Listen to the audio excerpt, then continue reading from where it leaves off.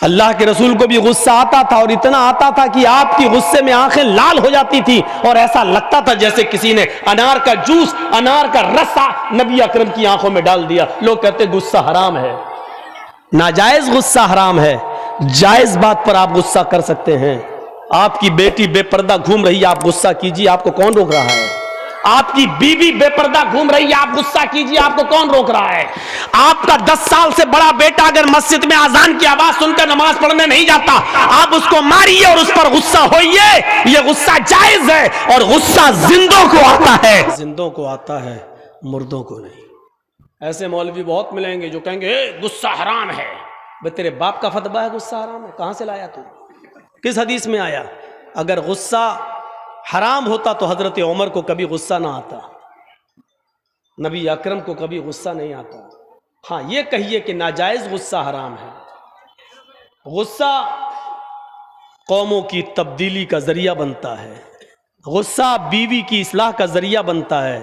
गुस्सा हर इंसान को गौर करना चाहिए, हर इंसान को इस बात की फिक्र होनी चाहिए कि कल के लिए उसने क्या तैयारी की है।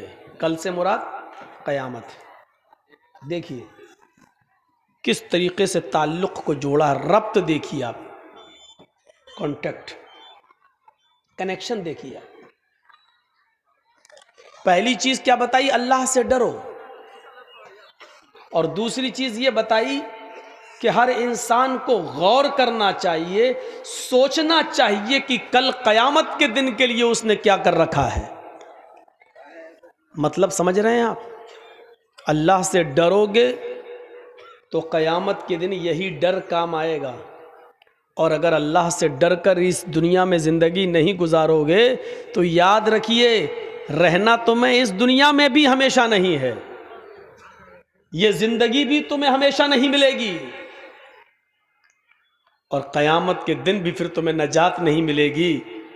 इधर भी तुम जिंदा ना रहो, इधर भी तुम्हें कुछ ना मिले, और आखिरत में भी तुम जन्नत से महरूम हो जाओ, तो इससे बड़ा हमारा नुकसान और क्या होगा कि ना खुदा ही मिला, ना विसाले सनम, ना इधर के रहे ना उधर के हुए हम। इन दोनों आयतों का रब्त देखिए। अल्लाह से डरो पहली चीज, और दूसरी चीज सोचो, गौर करो, फिक्र करो कि हमने कल क़यामत के दिन के लिए क्या भेजा है।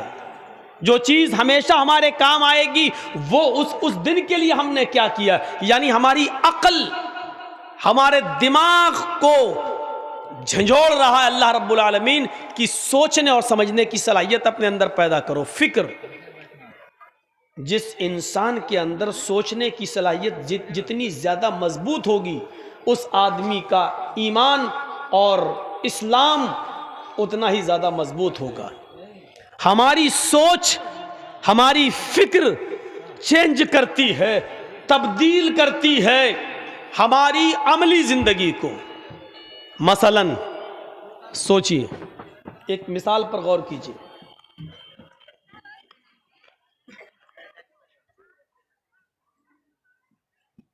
अल्लाह के रसूल ने जिस चीज़ को नंगापन कहा है, सुनिएगा, आज मिसालें थोड़ी सी ज़्यादा रहेंगी। अल्लाह के नबी सल्लल्लाहु अलैहि वसल्लम ने जिस चीज़ को नंगापन कहा है, हमारी सोच हदीस के मुताबिक होनी चाहिए थी, हमें भी उसको नंगा समझना चाहिए था, नंगापन। लेकिन हमने उसको आज फैशन समझ लिया है। ये सोच का फ़र्क है।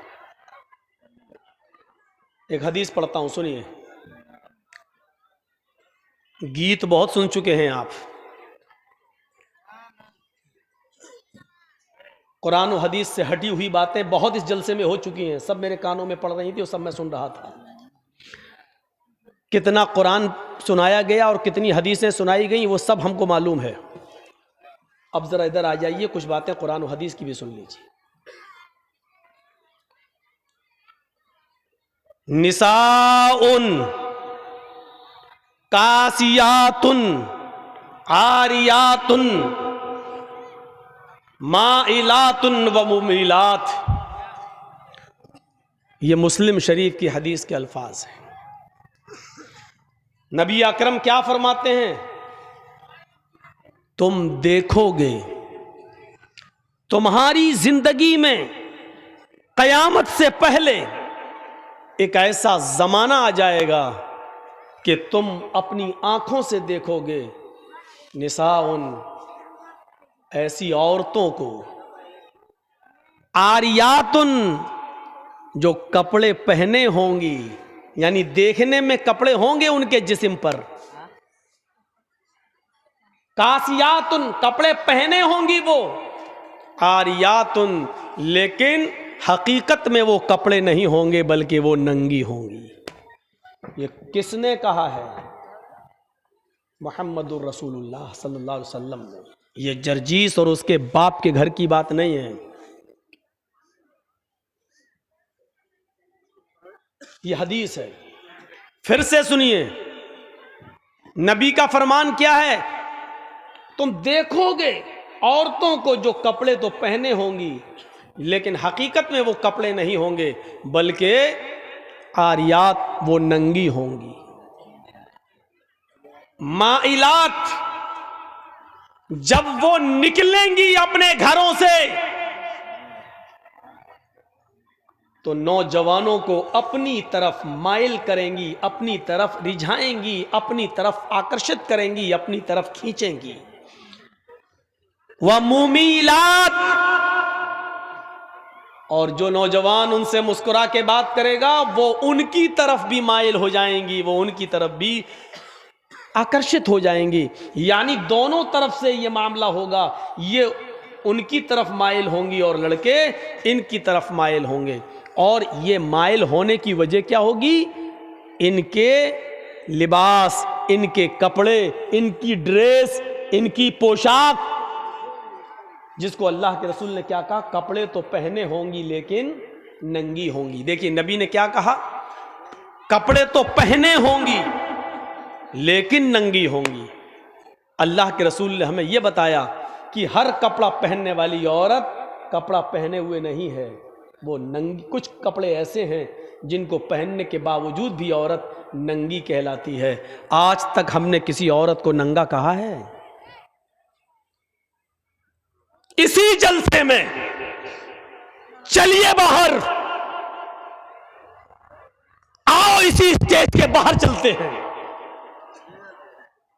चंद कदम की दूरी पर चलते हैं और अभी हम आपको दिखा देते हैं कि कितनी लड़कियां और कितनी औरतें नंगी घूम रही हैं।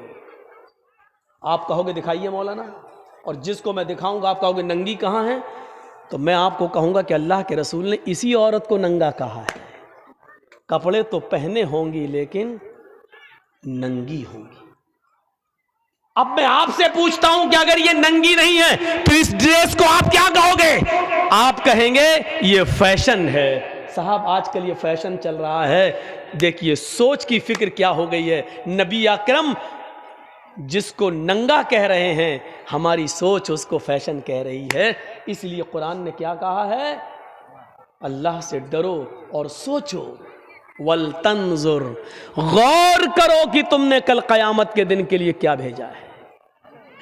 अपनी सोच बदलो।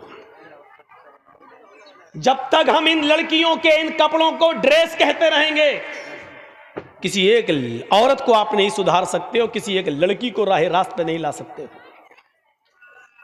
जब हम इन गुजरने वाली लड़कियों को ये कहेंगे ये नंगी लड़की जा रही है, बेहया जा रही है, बेशरम जा रही है, जब आप अपनी सोच को नबी की हदीस के मुताबिक ढालेंगे तब आप अपने समाज और अपने मुआशरे के अंदर कुछ इस्लाही कदम उठा सकते हैं।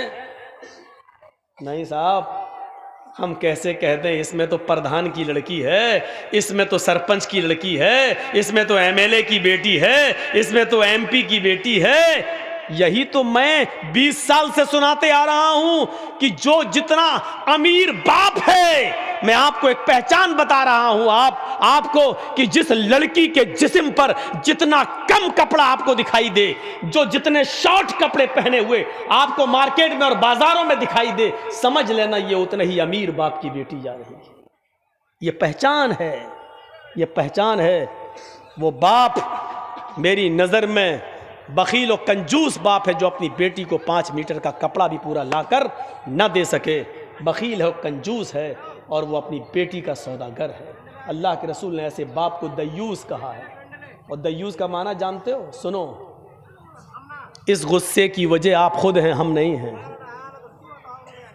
और मुझे ये गुस्सा आज क्यों आ रहा है ये सब आप भी समझ रहे होंगे। गुस्सा जिंदों को आता है, मुर्दों को नहीं आता है। जिंदों पर को गुस्सा आता है, मुर्दों को नहीं। आपको गुस्सा आना चाहिए, जायज बात पे आना चाहिए। गुस्सा अपनी औलाद को सुधारने का और रास्ते पे लाने का जरिया बनता है। एक बाप अपनी औलाद पर जायज गुस्सा करना छोड़ दिया, इसलिए औलाद बिगड़ रही है।